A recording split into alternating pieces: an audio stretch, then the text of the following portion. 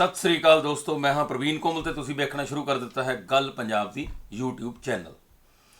ਦੋਸਤੋ, ਯੂਕਰੇਨ ਤੇ ਰਸ਼ੀਆ ਦੇ ਵਿਚਕਾਰ ਬੜੀ ਡਾਢੀ ਲੜਾਈ ਛਿੜ ਗਈ ਹੈ। ਅਸੀਂ ਕਹਿ ਸਕਦੇ ਹਾਂ ਕਿ ਇੱਕ ਤਰ੍ਹਾਂ ਦੇ ਨਾਲ ਕਰੋ ਜਾਂ ਮਰੋ ਦੀ ਨੀਤੀ ਅਪਣਾ ਲਈ ਹੈ ਰਸ਼ੀਆ ਨੇ ਵੀ, ਤੇ ਦੂਜੇ ਪਾਸੇ ਯੂਕਰੇਨ ਵੀ ਕਹਿੰਦਾ ਕਿ ਅਸੀਂ ਕਿਸੇ ਤੋਂ ਘੱਟ ਨਹੀਂ। ਯੂਕਰੇਨ ਦੇ ਰਾਸ਼ਟਰਪਤੀ ਨੇ ਵੀ ਪੂਰਾ ਸਟੈਂਡ ਲੈ ਲਿਆ, ਤੇ ਜਿਸ ਕਰਕੇ ਉਹਨਾਂ ਦੀ ਕਿਤੇ ਨਾ ਕਿਤੇ ਬੱਲੇ ਬੱਲੇ ਵੀ ਹੋ ਰਹੀ ਹੈ ਦੁਨੀਆ ਦੇ ਵਿੱਚ ਕਿ ਜਾਂ ਮਰ ਜਾਵਾਂਗੇ, ਮਿਟ ਜਾਵਾਂਗੇ, ਤੇ ਜਾਂ ਫਿਰ ਦੇਸ਼ ਬਚਾਵਾਂਗੇ। ਰੂਸ ਅਤੇ ਯੂਕਰੇਨ ਵਿਚਕਾਰ ਜੰਗ ਜਾਰੀ ਹੈ।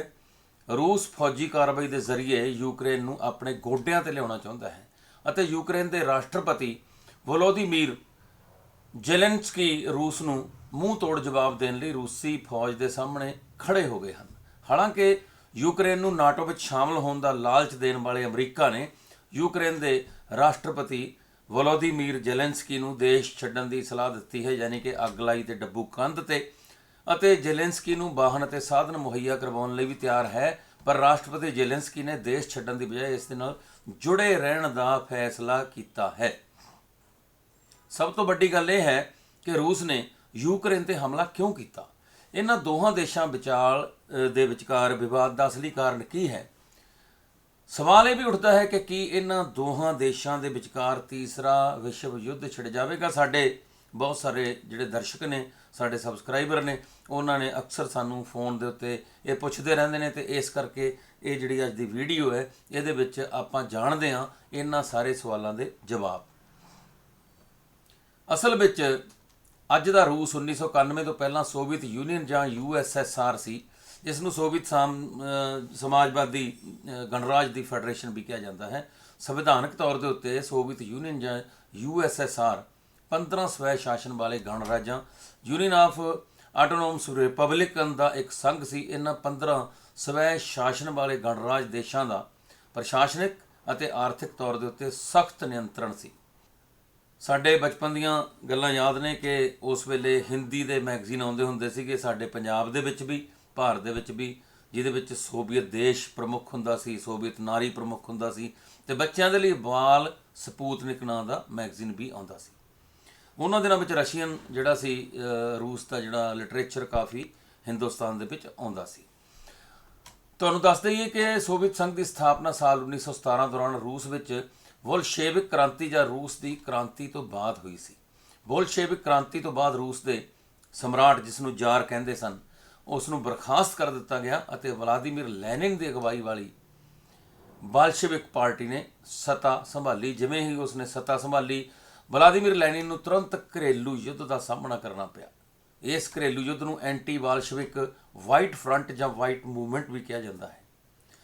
ਘਰੇਲੂ ਯੁੱਧ ਦੌਰਾਨ ਬਾਲਸ਼ੇਵਿਕਾਂ ਦੀ ਜਿਹੜੀ ਲਾਲ ਫੌਜ ਸੀ, ਉਸਨੇ ਰੂਸੀ ਕ੍ਰਾਂਤੀ ਦੌਰਾਨ ਜ਼ਾਰ ਦੇ ਪਤਨ ਦਾ ਫਾਇਦਾ ਉਠਾਉਂਦੇ ਹੋਏ ਬਹੁਤ ਸਾਰੇ ਰਾਜਾਂ 'ਤੇ ਕਬਜ਼ਾ ਵੀ ਕਰ ਲਿਆ, ਜਿਨ੍ਹਾਂ ਨੇ ਆਪਣੇ ਆਪ ਨੂੰ ਸੁਤੰਤਰ ਰਾਜ ਘੋਸ਼ਿਤ ਕੀਤਾ ਸੀ। ਦਸੰਬਰ 1922 ਵਿੱਚ ਰੂਸ ਵਿੱਚ ਬਾਲਸ਼ੇਵਿਕ ਲਾਲ ਫੌਜ ਦੀ ਪੂਰਨ ਜਿੱਤ ਤੋਂ ਬਾਅਦ ਵਲਾਦੀਮੀਰ ਲੈਨਿਨ ਨੇ 15 ਸੁਤੰਤਰ ਗਣਰਾਜਾਂ ਨੂੰ ਇਕਜੁੱਟ ਕਰਕੇ ਇੱਕ ਫੈਡਰੇਸ਼ਨ ਬਣਾਈ, ਜਿਸ ਨੂੰ ਸੋਵੀਅਤ ਸਮਾਜਵਾਦੀ ਗਣਰਾਜ ਯਾਨੀ ਕਿ USSR, ਸੋਵੀਅਤ ਯੂਨੀਅਨ ਜਾਂ ਸੋਵੀਅਤ ਰੂਸ ਦਾ ਨਾਮ ਦਿੱਤਾ ਗਿਆ। ਸੋਵੀਅਤ ਯੂਨੀਅਨ ਦੇ ਵਿੱਚ ਸ਼ਾਮਲ ਕੀਤੇ ਗਏ 15 ਖੁਦਮੁਖਤਿਆਰ ਗਣਰਾਜ ਰਾਜਾਂ ਵਿੱਚ Russia, Georgia, Ukraine, Moldova, Belarus, Armenia, Azerbaijan, Kazakhstan, Uzbekistan, Turkmenistan, Kyrgyzstan, Tajikistan, Estonia, Latvia ਅਤੇ ਲਿਥੁਆਨੀਆ ਸ਼ਾਮਿਲ ਹਨ। ਤੇ ਇੱਥੇ ਕਈ ਜਿਹੜੇ ਛੋਟੇ ਦੇਸ਼ ਸੀਗੇ, ਇਹ ਜਿਹੜੇ ਗਣਰਾਜ ਸੀ, ਇਹਨਾਂ ਦੇ ਵਿੱਚ ਮੁਸਲਿਮ ਆਬਾਦੀ ਦੀ ਬਹੁ ਗਿਣਤੀ ਵੀ ਸੀ। ਸੋਵੀਅਤ ਸੰਘ ਦੇ ਸਿਰਜਣਹਾਰ ਵਲਾਦੀਮੀਰ ਲੈਨਿਨ ਦੀ ਸਾਲ 1924 ਵਿੱਚ ਮੌਤ ਹੋ ਗਈ ਸੀ, ਅਤੇ ਉਸ ਦੀ ਮੌਤ ਤੋਂ ਬਾਅਦ ਜੋਸਫ ਸਟਾਲਿਨ ਨੇ ਸੱਤਾ ਦੀ ਵਾਗਡੋਰ ਸੰਭਾਲੀ ਸੀ। ਸੱਤਾ ਸੰਭਾਲਣ ਤੋਂ ਬਾਅਦ ਜੋਸਫ ਸਟਾਲਿਨ ਨੇ ਆਪਣੇ ਰਾਜ ਦੌਰਾਨ ਸੋਵੀਅਤ ਯੂਨੀਅਨ ਵਿੱਚ ਵੱਡੇ ਪੱਧਰ ਤੇ ਉਦਯੋਗੀਕਰਨ ਦੀ ਸ਼ੁਰੂਆਤ ਕਰਕੇ ਇੱਕ ਕੇਂਦਰੀ ਆਰਥਿਕ ਪ੍ਰਣਾਲੀ ਬਣਾਈ। ਖੇਤੀਬਾੜੀ, ਪੈਟਰੋਲੀਅਮ ਉਤਪਾਦ, ਕੁਦਰਤੀ ਗੈਸ ਅਤੇ ਹੋਰ ਕਾਰੋਬਾਰਾਂ ਨੂੰ ਮਿਲਾ ਕੇ ਇੱਕ ਸਮੂਹ ਬਣਾਇਆ ਗਿਆ ਸੀ। ਇਸ ਉਦਯੋਗੀਕਰਨ ਦਾ ਨਤੀਜਾ ਇਹ ਹੋਇਆ ਕਿ ਖੇਤੀ ਦੇਸ਼ ਦੀ ਜਾਇਦਾਦ ਬਣ ਗਈ, ਨਾ ਕਿ ਕਿਸਾਨਾਂ ਦੀ ਨਿੱਜੀ ਜਾਇਦਾਦ। ਦੂਜੇ ਵਿਸ਼ਵ ਯੁੱਧ ਵਿੱਚ ਯੁੱਧ ਲੜਨ ਲਈ ਕੇਂਦਰੀ ਆਰਥਿਕਤਾ ਦੀ ਵਰਤੋਂ ਵੀ ਕੀਤੀ ਗਈ ਸੀ। ਕਿਹਾ ਜਾਂਦਾ ਹੈ ਕਿ ਸਟਾਲਿਨ ਨੇ ਆਪਣੇ ਰਾਜ ਦੌਰਾਨ ਕਮਿਊਨਿਸਟ ਪਾਰਟੀ ਦੇ ਮੈਂਬਰਾਂ, ਸੋਵੀਅਤ ਯੂਨੀਅਨ ਦੇ ਨੇਤਾਵਾਂ ਅਤੇ ਭਾਈਚਾਰਿਆਂ ਤੇ ਵੀ ਅਤਿਆਚਾਰ ਕੀਤੇ ਸਨ। ਇਸ ਦੇ ਕਿੱਸੇ ਵੀ ਮਸ਼ਹੂਰ ਹਨ। ਸੋਵੀਅਤ ਯੂਨੀਅਨ ਵਿੱਚ ਜੋਸਫ ਸਟਾਲਿਨ ਦੇ ਰਾਜ ਦੌਰਾਨ ਸਥਾਪਿਤ ਹੋਈ ਸਖਤ ਪ੍ਰਸ਼ਾਸਨਿਕ ਪ੍ਰਣਾਲੀ ਨੇ ਕਮਿਊਨਿਸਟ ਸ਼ਾਸਨ ਦੀਆਂ ਕਮਜ਼ੋਰੀਆਂ ਜਿਹੜੀਆਂ ਸੀ ਉਹਨਾਂ ਨੂੰ ਉਜਾਗਰ ਕਰਨਾ ਸ਼ੁਰੂ ਕਰ ਦਿੱਤਾ। ਇਸ ਦਾ ਪ੍ਰਭਾਵ ਪੂਰਬੀ ਯੂਰਪ ਦੇ ਉਹਨਾਂ ਦੇਸ਼ਾਂ ਦੇ ਵਿੱਚ ਪੈਣ ਲੱਗਾ ਜਿੱਥੇ ਕਮਿਊਨਿਸਟ ਸਰਕਾਰ ਸੀ। ਪੂਰਬੀ ਯੂਰਪੀ ਦੇਸ਼ਾਂ ਦੇ ਲੋਕ ਆਪਣੇ ਰਾਜਨੀਤਿਕ ਅਤੇ ਆਰਥਿਕ ਢਾਂਚੇ ਤੋਂ ਅਸੰਤੁਸ਼ਟ ਸਨ ਅਤੇ ਪੂਰਬੀ ਯੂਰਪੀ ਦੇਸ਼ਾਂ ਵਿੱਚ ਕਮਿਊਨਿਸਟ ਸਰਕਾਰਾਂ ਪ੍ਰਤੀ ਬੇਭਰੋਸਗੀ ਯਾਨੀ ਕਿ ਵਿਸ਼ਵਾਸ ਦੀ ਭਾਵਨਾ ਵਧਣ ਲੱਗੀ। ਇਸ ਬੇਭਰੋਸਗੀ ਨੇ ਜਨ ਵਿਦਰੋਹ ਦਾ ਰੂਪ ਧਾਰਨ ਕਰ ਲਿਆ, ਜਿਸ ਦਾ ਅਸਰ ਸੋਵੀਅਤ ਯੂਨੀਅਨ ਤੇ ਵੀ ਦੇਖਣ ਨੂੰ ਮਿਲਿਆ ਅਤੇ ਇਸ ਨਾਲ ਇਸ ਦੇ ਟੁੱਟਣ ਦਾ ਕਾਰਨ ਵੀ ਬਣਿਆ। 11 ਮਾਰਚ 1985 ਨੂੰ ਗੋਰਬਾਚੇਵ ਨੇ ਸੋਵੀਅਤ ਸੰਘ ਦੀ ਅਗਵਾਈ ਸੰਭਾਲੀ ਅਤੇ ਇਸ ਦੇ ਨਾਲ ਹੀ ਸੋਵੀਅਤ ਕਮਿਊਨਿਸਟ ਇਤਿਹਾਸ ਦਾ ਇੱਕ ਨਵਾਂ ਅਧਿਆਇ ਸ਼ੁਰੂ ਹੋਇਆ। ਮਿਖਾਇਲ ਗੋਰਬਾਚੇਵ ਨੇ ਰੂਸ ਦੀ ਆਰਥਿਕ ਸਥਿਤੀ ਨੂੰ ਸੁਧਾਰਨ ਅਤੇ ਕਮਿਊਨਿਜ਼ਮ ਨੂੰ ਸਕਾਰਾਤਮਕ ਤੌਰ ਤੇ ਮਜ਼ਬੂਤ ਕਰਨ ਲਈ ਆਪਣੀਆਂ ਵਿਸ਼ੇਸ਼ ਨੀਤੀਆਂ ਦੀ ਘੋਸ਼ਣਾ ਕੀਤੀ, ਜਿਸ ਨੂੰ ਉਸਕੋਰਿਨ ਪ੍ਰਵੇਗ, ਪੈਰੇਸਟ੍ਰੋਇਕਾ ਪੁਨਰਗਠਨ, ਰਸ਼ੀਆ ਦੀ ਭਾਸ਼ਾ ਦੇ ਟ੍ਰਾਂਸਲੇਸ਼ਨ ਕਰਕੇ ਦੱਸ ਰਿਹਾ ਤੁਹਾਨੂੰ, ਅਤੇ ਗਲਾਸਨੋਸਟ ਯਾਨੀ ਕਿ ਖੁੱਲ੍ਹਣਾ ਵਜੋਂ ਜਾਣਿਆ ਜਾਂਦਾ ਹੈ। ਇਹ ਮੰਨਿਆ ਜਾਂਦਾ ਹੈ ਕਿ ਗੋਰਬਾਚੇਵ ਦੀਆਂ ਇਹਨਾਂ ਨੀਤੀਆਂ ਨੇ ਸੋਵੀਅਤ ਸੰਘ ਦੇ ਟੁੱਟਣ ਦੀ ਪ੍ਰਕਿਰਿਆ ਨੂੰ ਪੂਰਾ ਕੀਤਾ। ਇਹ ਨੀਤੀਆਂ ਨੇ ਜਿਹੜੀਆਂ ਇਹ ਸੋਵੀਅਤ ਸੰਘ ਦੇ ਟੁੱਟਣ ਦਾ ਪ੍ਰਮੁੱਖ ਕਾਰਨ ਸਨ। ਗੋਰਬਾਚੇਵ ਦੀ ਨੀਤੀ ਕਾਰਨ ਸੋਵੀਅਤ ਸੰਘ ਦੀ ਕੇਂਦਰੀ ਅਥਾਰਟੀ ਕਮਜ਼ੋਰ ਹੋ ਗਈ। ਨਤੀਜੇ ਵਜੋਂ ਸੋਵੀਅਤ ਯੂਨੀਅਨ ਵਿੱਚ ਕੇਂਦਰ ਵਿਰੁੱਧ ਲੜਨ ਵਾਲੀਆਂ ਤਾਕਤਾਂ ਦੀ ਤਾਕਤ ਵੱਧ ਗਈ। ਗੋਰਬਾਚੇਵ ਦੀਆਂ ਅਖੌਤੀ ਜਮਹੂਰੀ ਨੀਤੀਆਂ ਨੇ ਸੋਵੀਅਤ ਯੂਨੀਅਨ ਤੋਂ ਗਣਰਾਜਾਂ ਦੇ ਵੱਖ ਹੋਣ ਨੂੰ ਮਾਨਤਾ ਦਿੱਤੀ। ਗੋਰਬਾਚੇਵ ਦੀਆਂ ਇਹਨਾਂ ਨੀਤੀਆਂ ਕਾਰਨ ਇੱਕ ਤੋਂ ਬਾਅਦ ਇੱਕ ਸੋਵੀਅਤ ਸੰਘ ਦੇ ਗਣਰਾਜ ਆਜ਼ਾਦ ਹੁੰਦੇ ਗਏ ਅਤੇ ਸੋਵੀਅਤ ਯੂਨੀਅਨ ਟੁੱਟ ਗਿਆ। 19 ਅਗਸਤ 1991 ਨੂੰ KGB ਮੁਖੀ ਸਮੇਤ 8 ਕਮਿਊਨਿਸਟ ਅਧਿਕਾਰੀਆਂ ਨੇ ਸੋਵੀਅਤ ਨੇਤਾ ਅਤੇ ਉਸ ਸਮੇਂ ਦੇ ਰੂਸੀ ਰਾਸ਼ਟਰਪਤੀ ਮਿਖਾਇਲ ਸਰਗੇਵਿਚ ਗੋਰਬਾਚੇਵ ਨੂੰ ਸੱਤਾ ਤੋਂ ਬੇਦਖਲ ਕਰ ਦਿੱਤਾ। ਇਸ ਤੋਂ ਬਾਅਦ ਐਮਰਜੈਂਸੀ ਕਮੇਟੀ ਬਣਾਈ ਗਈ। ਸੱਤਾ ਤੋਂ ਬਰਖਾਸਤ ਹੋਣ ਤੋਂ ਬਾਅਦ ਮਿਖਾਇਲ ਗੋਰਬਾਚੇਵ ਨੂੰ ਹਿਰਾਸਤ ਵਿੱਚ ਲੈ ਲਿਆ ਗਿਆ। ਲੋਕਾਂ ਨੂੰ ਰੇਡੀਓ ਤੇ ਐਲਾਨ ਕਰਕੇ ਦੱਸਿਆ ਗਿਆ ਕਿ ਸਿਹਤ ਖਰਾਬ ਹੋਣ ਕਾਰਨ ਮਿਖਾਇਲ ਗੋਰਬਾਚੇਵ ਆਪਣੀਆਂ ਜ਼ਿੰਮੇਵਾਰੀਆਂ ਨਿਭਾਉਣ ਦੇ ਯੋਗ ਨਹੀਂ ਹਨ। 26 ਦਸੰਬਰ 1991 ਨੂੰ ਸੋਵੀਅਤ ਸੰਘ ਦੇ ਤਤਕਾਲੀ ਰਾਸ਼ਟਰਪਤੀ ਮਿਖਾਇਲ ਗੋਰਬਾਚੇਵ ਨੂੰ 19 ਅਗਸਤ 1991 ਨੂੰ ਬੇਦਖਲ ਕਰਨ ਤੋਂ ਬਾਅਦ USSR ਟੁੱਟ ਗਿਆ। ਭੰਗ ਦੀ ਜਿਹੜੀ ਘੋਸ਼ਣਾ ਸੀ, ਇਸ ਤੋਂ ਬਾਅਦ ਸੋਵੀਅਤ ਯੂਨੀਅਨ ਦੇ ਸਾਬਕਾ ਗਣਰਾਜਾਂ ਨੂੰ ਸੁਤੰਤਰ ਮੰਨਿਆ ਜਾਂਦਾ ਸੀ। ਇਸ ਤੋਂ ਪਹਿਲਾਂ 8 ਦਸੰਬਰ 1991 ਨੂੰ ਰੂਸ ਦੇ ਤਤਕਾਲੀ ਰਾਸ਼ਟਰਪਤੀ ਬੋਰਿਸ ਯੇਲਤਸਿਨ ਨੇ ਸੋਵੀਅਤ ਸੰਘ ਦੇ 15 ਸੰਵਿਧਾਨਕ ਦੇਸ਼ਾਂ ਵਿੱਚੋਂ 3 ਦੇ ਨੇਤਾਵਾਂ ਨਾਲ ਮੁਲਾਕਾਤ ਕੀਤੀ ਸੀ। ਯੇਲਤਸਿਨ ਨੂੰ ਮਿਲਣ ਵਾਲਿਆਂ ਵਿੱਚ ਯੂਕਰੇਨ ਦੇ ਤਤਕਾਲੀ ਰਾਸ਼ਟਰਪਤੀ ਲਿਓਨਿਡ M ਕਰਾਵਚੁਕ ਅਤੇ ਬੇਲਾਰੂਸ ਦੇ ਨੇਤਾ ਸਟੈਨਿਸਲਾਵ ਸੁਸ਼ਕੇਵਿਚ ਸ਼ਾਮਲ ਸਨ। ਉਹਨਾਂ ਨੇ ਇੱਕ ਸਾਂਝਾ ਬਿਆਨ ਜਾਰੀ ਕੀਤਾ ਜਿਸ ਨੂੰ ਵੇਲਾਵੇਜ਼ਾ ਪੈਕਟ ਕਿਹਾ ਜਾਂਦਾ ਹੈ। ਤੁਹਾਨੂੰ ਦੱਸ ਦਈਏ ਕਿ ਸੋਵੀਅਤ ਸੰਘ ਦੇ ਭੰਗ ਹੋਣ ਦੇ ਕਰੀਬ 22 ਸਾਲ ਬਾਅਦ ਨਵੰਬਰ 2013 ਵਿੱਚ ਰੂਸ ਅਤੇ ਯੂਕਰੇਨ ਵਿਚਕਾਰ ਤਣਾਅ ਜਾਂ ਵਿਵਾਦ ਸ਼ੁਰੂ ਹੋ ਗਿਆ ਸੀ, ਜਦੋਂ ਯੂਕਰੇਨ ਦੇ ਤਤਕਾਲੀ ਰਾਸ਼ਟਰਪਤੀ ਵਿਕਟਰ ਯਾਨੂਕੋਵਿਚ ਨੂੰ ਅਮਰੀਕਾ ਬ੍ਰਿਟੇਨ ਸਮਰਥਿਤ ਪ੍ਰਦਰਸ਼ਨਕਾਰੀਆਂ ਨੇ ਉਹਨਾਂ ਦੇ ਹੀ ਦੇਸ਼ ਵਿੱਚ ਗ੍ਰਿਫਤਾਰ ਕਰ ਲਿਆ ਸੀ। ਰਾਜਧਾਨੀ ਕੀਵ ਨੇ ਵਿਰੋਧ ਕਰਨਾ ਸ਼ੁਰੂ ਕਰ ਦਿੱਤਾ। ਹਾਲਾਂਕਿ ਯੂਕਰੇਨ ਦੇ ਤਤਕਾਲੀ ਰਾਸ਼ਟਰਪਤੀ ਯਾਨੂਕੋਵਿਚ ਨੂੰ ਰੂਸ ਨੇ ਖੁੱਲ੍ਹ ਕੇ ਸਮਰਥਨ ਦਿੱਤਾ ਸੀ ਤੇ ਹੁਣ ਵੀ ਵਿਕਟਰ ਨੂੰ ਹੀ ਇਹ ਜਿਹੜੇ ਰਸ਼ੀਅਨ ਨੇ, ਜਿਹੜੇ ਰੂਸ ਦੀ ਜਿਹੜੀ ਸਰਕਾਰ ਹੈ ਪੁਤਿਨ, ਇਹ ਉਸ ਨੂੰ ਰਾਸ਼ਟਰਪਤੀ ਬਣਾਉਣਾ ਚਾਹੁੰਦੇ ਨੇ। ਯੂਕਰੇਨ ਦੇ ਵਿੱਚ ਅਮਰੀਕਾ ਤੇ ਬਰਤਾਨੀਆ ਸਮਰਥਿਤ ਪ੍ਰਦਰਸ਼ਨਕਾਰੀਆਂ ਦੇ ਭਾਰੀ ਵਿਰੋਧ ਕਾਰਨ ਤਤਕਾਲੀ ਰਾਸ਼ਟਰਪਤੀ ਵਿਕਟਰ ਯਾਨੂਕੋਵਿਚ ਨੂੰ ਫਰਵਰੀ 2014 ਵਿੱਚ ਦੇਸ਼ ਛੱਡ ਕੇ ਭੱਜਣਾ ਪਿਆ ਸੀ।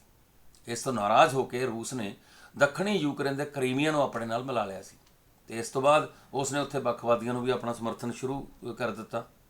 ਇਹਨਾਂ ਵੱਖਵਾਦੀਆਂ ਨੇ ਪੂਰਬੀ ਯੂਕਰੇਨ ਦੇ ਇੱਕ ਵੱਡੇ ਹਿੱਸੇ ਤੇ ਕਬਜ਼ਾ ਕਰ ਲਿਆ ਸੀ। 2014 ਤੋਂ ਬਾਅਦ ਯੂਕਰੇਨ ਦੇ ਡੋਨਬਾਸ ਸੂਬੇ ਵਿੱਚ ਰੂਸ ਪੱਖੀ ਵੱਖਵਾਦੀਆਂ ਅਤੇ ਯੂਕਰੇਨੀ ਫੌਜਾਂ ਵਿਚਕਾਰ ਸੰਘਰਸ਼ ਸ਼ੁਰੂ ਹੋ ਗਿਆ।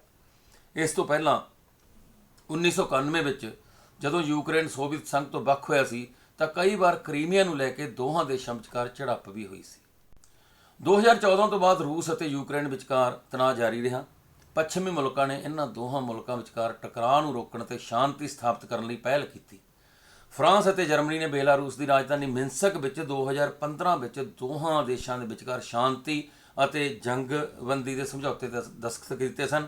ਹਾਲਾਂਕਿ ਇਸ ਤੋਂ ਪਹਿਲਾਂ ਵੀ 2014 ਵਿੱਚ ਮਿੰਸਕ ਵਿੱਚ ਯੂਕਰੇਨ ਅਤੇ ਰੂਸ ਵਿਚਕਾਰ ਪਹਿਲਾਂ ਸਮਝੌਤਾ ਵੀ ਹੋਇਆ ਸੀ। ਇਸ ਤੋਂ ਬਾਅਦ ਆਪਣੇ ਆਪ ਨੂੰ ਮਜ਼ਬੂਤ ਕਰਨ ਲਈ ਯੂਕਰੇਨ ਨੇ ਹਾਲ ਦੀ ਘੜੀ ਨਾਟੋ ਨਾਲ ਦੋਸਤੀ ਅਤੇ ਨੇੜਤਾ ਸ਼ੁਰੂ ਕੀਤੀ ਹੈ। ਯੂਕਰੇਨ ਦੇ ਨਾਟੋ ਨਾਲ ਚੰਗੇ ਸੰਬੰਧ ਹਨ।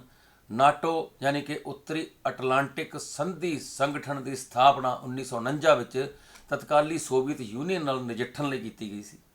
ਯੂਕਰੇਨ ਦੀ ਨਾਟੋ ਨਾਲ ਨੇੜਤਾ ਜਿਹੜੀ ਸੀ ਉਹ ਰੂਸ ਨੂੰ ਪਰੇਸ਼ਾਨ ਕਰਨ ਲੱਗੀ ਤੇ ਰੂਸ ਦੀ ਇਸ ਨਾਰਾਜ਼ਗੀ ਤੋਂ ਬਾਅਦ ਅਮਰੀਕਾ ਯੂਕਰੇਨ ਦੇ ਸਮਰਥਨ ਵਿੱਚ ਸਾਹਮਣੇ ਆਇਆ ਅਤੇ ਯੂਕਰੇਨ ਨੂੰ ਨਾਟੋ ਦੇ ਸਿਖਲਾਈ ਕੇਂਦਰ ਵਜੋਂ ਵਰਤਣ ਦੀ ਯੋਜਨਾ ਬਣਾਈ। ਇਸ ਦੇ ਨਾਲ ਰੂਸ ਦੀ ਨਾਰਾਜ਼ਗੀ ਹੈ ਜਿਹੜੀ ਇਹ ਹੋਰ ਵੀ ਵੱਧ ਗਈ। ਅਮਰੀਕਾ ਅਤੇ ਬ੍ਰਿਟੇਨ ਸਮੇਤ ਦੁਨੀਆ ਦੇ 30 ਦੇਸ਼ ਨਾਟੋ ਦੇ ਮੈਂਬਰ ਹਨ। ਜੇਕਰ ਕੋਈ ਦੇਸ਼ ਕਿਸੇ ਤੀਜੇ ਦੇਸ਼ ਤੇ ਹਮਲਾ ਕਰਦਾ ਹੈ ਤਾਂ ਨਾਟੋ ਦੇ ਸਾਰੇ ਮੈਂਬਰ ਦੇਸ਼ ਇਕਜੁੱਟ ਹੋ ਕੇ ਉਸ ਨਾਲ ਲੜਦੇ ਹਨ ਤੇ ਰੂਸ ਚਾਹੁੰਦਾ ਹੈ ਕਿ ਨਾਟੋ ਆਪਣਾ ਵਿਸਤਾਰ ਨਾ ਕਰੇ। ਰੂਸੀ ਰਾਸ਼ਟਰਪਤੀ ਵਲਾਦੀਮੀਰ ਪੁਤਿਨ ਇਸ ਮੰਗ ਲਈ ਯੂਕਰੇਨ ਅਤੇ ਪੱਛਮੀ ਦੇਸ਼ਾਂ ਤੇ ਲਗਾਤਾਰ ਦਬਾਅ ਬਣਾਉਂਦੇ ਆ ਰਹੇ ਸਨ। ਇਸ ਹਮਲੇ ਦਾ ਦੂਜਾ ਕਾਰਨ ਇਹ ਵੀ ਹੈ ਕਿ ਅਮਰੀਕਾ ਅਤੇ ਪੱਛਮੀ ਯੂਰਪੀ ਦੇਸ਼ਾਂ ਵੱਲੋਂ ਨਾਰਡ ਸਟਰੀਮ 2 ਪਾਈਪਲਾਈਨ ਨੂੰ ਰੋਕਿਆ ਜਾਣਾ ਹੈ। ਤੁਹਾਨੂੰ ਦੱਸ ਦਈਏ ਕਿ ਰੂਸ ਨੇ ਇਸ ਪ੍ਰੋਜੈਕਟ ਤੇ ਅਰਬਾਂ ਡਾਲਰ ਖਰਚ ਕੀਤੇ ਹਨ।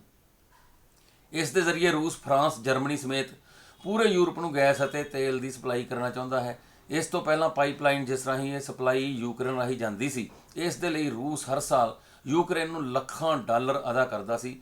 ਨਵੀਂ ਪਾਈਪਲਾਈਨ ਦੇ ਨਿਰਮਾਣ ਨਾਲ ਯੂਕਰੇਨ ਦੀ ਕਮਾਈ ਖਤਮ ਹੋ ਜਾਵੇਗੀ। ਯੂਕਰੇਨ ਦੇ ਰੂਸ ਤੋਂ ਵੱਖ ਹੋਣ ਦੇ ਇੱਕ ਵੱਡੇ ਕਾਰਨਾਂ ਵਿੱਚ ਇਹ ਵੀ ਸ਼ਾਮਲ ਹੈ। ਅਮਰੀਕੀ ਸਮਰਥਨ ਪ੍ਰਾਪਤ ਕਰਨ ਤੋਂ ਬਾਅਦ ਯੂਕਰੇਨ ਸਹਿਮਤ ਨਹੀਂ ਹੋਇਆ ਅਤੇ ਡੋਨਬਾਸ ਸੂਬੇ ਦੀ ਨਾਗਰਿਕ ਆਬਾਦੀ ਤੇ ਹਮਲਾ ਕਰ ਦਿੱਤਾ। ਸਭ ਤੋਂ ਪਹਿਲਾਂ ਯੂਕਰੇਨ ਨੇ ਡੋਨਬਾਸ ਪ੍ਰਾਂਤ ਨੂੰ ਰੂਸ ਪੱਖੀ ਯੂਕਰੇਨ ਦੀ ਵੱਖਵਾਦੀ ਆਬਾਦੀ ਦਾ ਘਰ ਮੰਨਿਆ ਜਾਂਦਾ ਹੈ। ਯੂਕਰੇਨ ਦੀ ਇਸ ਕਾਰਵਾਈ ਦਾ ਨਤੀਜਾ ਸੀ ਕਿ ਰੂਸੀ ਰਾਸ਼ਟਰਪਤੀ ਵਲਾਦੀਮੀਰ ਪੁਤਿਨ ਨੇ ਅਮਰੀਕਾ ਅਤੇ ਪੱਛਮੀ ਦੇਸ਼ਾਂ ਦੀਆਂ ਪਾਬੰਦੀਆਂ ਦੀ ਪਰਵਾਹ ਕੀਤੇ ਬਿਨਾਂ ਵਿਸ਼ੇਸ਼ ਫੌਜੀ ਕਾਰਵਾਈ ਤਹਿਤ ਯੂਕਰੇਨ ਤੇ ਹਮਲਾ ਕਰ ਦਿੱਤਾ। ਰੂਸ ਨਹੀਂ ਚਾਹੁੰਦਾ ਕਿ ਯੂਕਰੇਨ ਵਿੱਚ ਕਿਸੇ ਤਰ੍ਹਾਂ ਅਮਰੀਕਾ ਦੀ ਜਿਹੜੀ ਪੈਠ ਬਣੇ।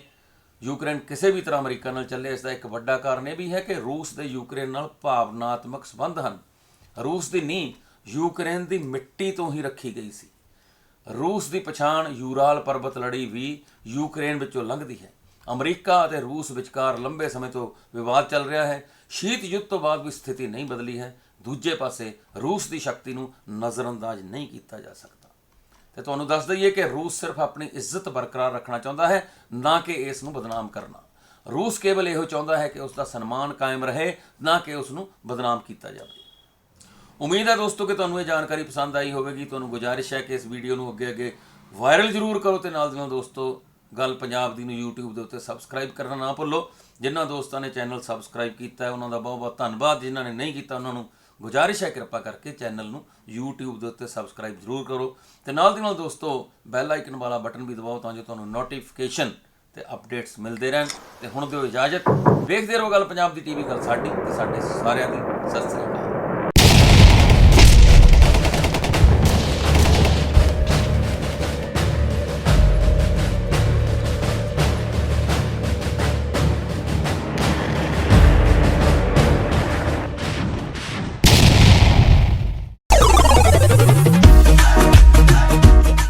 ਦੋਸਤੋ ਸਾਡੇ ਲਈ ਮਾਣ ਦੀ ਗੱਲ ਹੈ ਕਿ ਤੁਸੀਂ ਹਰ ਰੋਜ਼ ਗੱਲ ਪੰਜਾਬ ਦੀ ਟੀਵੀ ਦੇਖਦੇ ਹੋ। ਇੱਕ ਗੁਜ਼ਾਰਿਸ਼, ਚੈਨਲ ਨੂੰ YouTube ਤੇ ਸਬਸਕ੍ਰਾਈਬ ਜ਼ਰੂਰ ਕਰੋ ਅਤੇ ਰੋਜ਼ਾਨਾ ਨੋਟੀਫਿਕੇਸ਼ਨ ਦੇ ਲਈ ਬੈਲ ਆਈਕਨ ਜ਼ਰੂਰ ਦਬਾਓ।